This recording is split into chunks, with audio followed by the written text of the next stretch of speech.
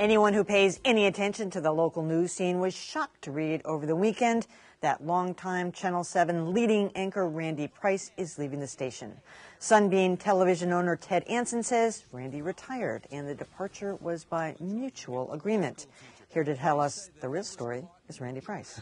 Now, no one was buying that, okay? Let's see, we mutually agreed that I would be going out the front door and having the door hit me or not. Exactly. I mean, so what happened? You've got a contract of 2012. How does that work? Yeah, well, you know, we have these windows in there, and you certainly, they call them, you know, it can go either way. It can be mutual, but quite clearly it would always be the company would probably be making the call. So, you know, much to my surprise, I had a meeting with the owner of the station. Did he come up here? Yes, yeah, they come up. You know, he lives in Miami, but is a New Englander, and so he came up, and during the course of business, they called me in to have a session, and we do that from time to time, talk about the state of things, and so I certainly had no expectation, and it starts to unfold. I'm thinking, this isn't going right. This is playing out much differently than I thought. I'm not giving any input. I am listening to some serious input here. So he just said that he decided to go in a new direction. Right. Well, I don't know if it's so much going in a new direction as they're going to continue in the direction that they're going. Which is what? Well, you'll have to see that for yourself in terms of what they do and have them tell you. But I had clearly objected to a good bit of what we're doing. The graphic-driven, the downscale stories. Well, I don't have a problem so much with a highly stylized program, but sometimes the style got so far out in front of the content that you really couldn't even tell that it was about the story. So it became more and more about how the shows were produced. And, you know, it would be different if we didn't have talented people, if we didn't have smart producers and writers and seasoned senior reporters and gung-ho young reporters as well. We have all of those talented people, but the product is driven by middle managers who obviously respond to the owner of the station. And who responds to the day-to-day ratings. Right. I mean, there had been a loss of some of these key demographics in the last year, the 24, how does it go, 18-25, or the 24 to 54, whatever that is. They blame you for that? I don't think so. I think that when they are looking at the frustration of their situation, I seem to be an obstacle in achieving their goals because I would regularly weigh in. I mean, I'm not a difficult person, but I'm certainly going to tell you, I don't think a car chase from California should be in the program. It's not, if you look at what's happening in our world and the tone and texture of our society, people are not in the mood for these over-the-top, loud, screaming programs that are in large part filled out in the backside of the program with a lot of unimportant stories. I'm sure you just saw this. It was just a recent big study that got a lot of play in the Wall Street Journal, saying that people are more inclined to watch serious news, that they want harder news. Yet, that is not the direction that anybody is going, certainly not on a local news scene, not really so much on the network, although that's pretty serious and pretty darn good when you get right down to it night after night.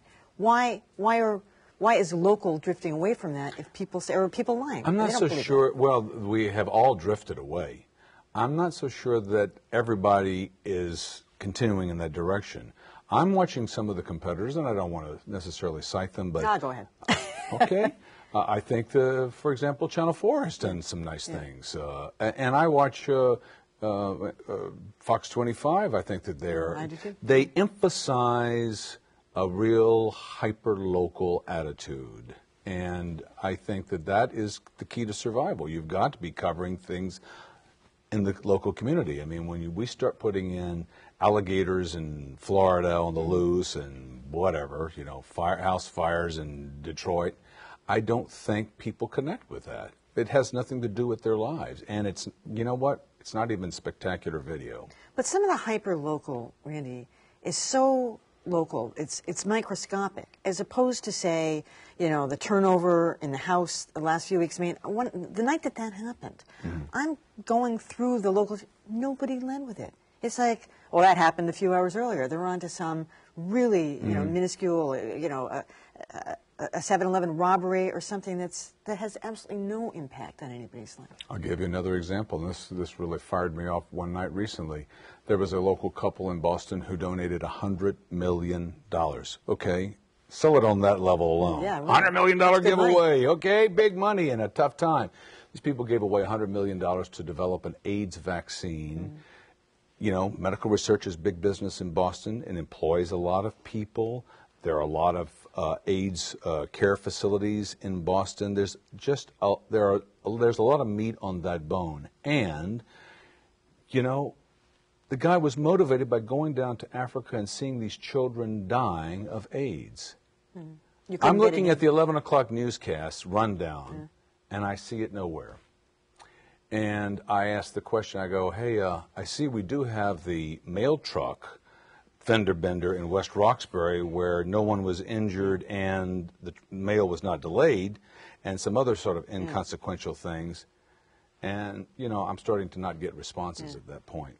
But that is an example where there's just total disregard for local values. The EP was fired along with you. Did he share some of your editorial philosophy? Obviously. He's a smart kid, and the sad part about it for him, unlike myself, because I really kind of find that I'm in a happy and serene place by it all. But, you know, he's a young guy making a living and had grown up in that company, had worked very hard, was very smart and ambitious, and, you know, when we started to struggle with the ratings, he would submit ideas. He had a lot of good ideas. Total deaf ear, you know, and you look at what we're doing, you're thinking, how can this be? We're doing, you know, stories on glass tables that break, you know. It didn't seem to be important. Speaking to a fellow colleague who's been fired myself, I never understood this spin. I mean, I said when I got fired from ABC, I said, by the way, do not put out anything that says I'm moving on to new challenges or new career opportunities or spending more time with my family. Just say I was fired. Of course, they ignored me in the press release. Thank you. They wouldn't even put me in the press release because they just named the new person. Rather than do that, why put a spin on it? Why did Ed Anson try to say that this was a mutual agreement and that you were retiring when it was not true? I have no idea. I found it very... Or he was a very close friend of yours. Is that true? Who needs enemies, I guess, huh? But, no, you know, I have had a really wonderful relationship, not only with Mr. Anson, but with his family. And we've done a lot of good things and worked on a lot of causes together. And I felt like that I went the extra mile for his TV station. And so, one, to realize that I was, you know, being lopped off there was, you know, that stung. But then to see that I had retired, it was never ever discussion. I never said anything like that.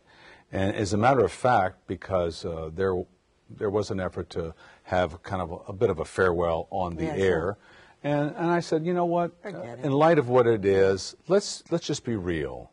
You know, the decision is made. I think viewers and our staff, they understand that. Did they want you to come back for a few days? Or? Well, we had talked about some possibilities, but you know, the main thing is I want to. If I'm not in, let's just call it a day, and I'm leaving now.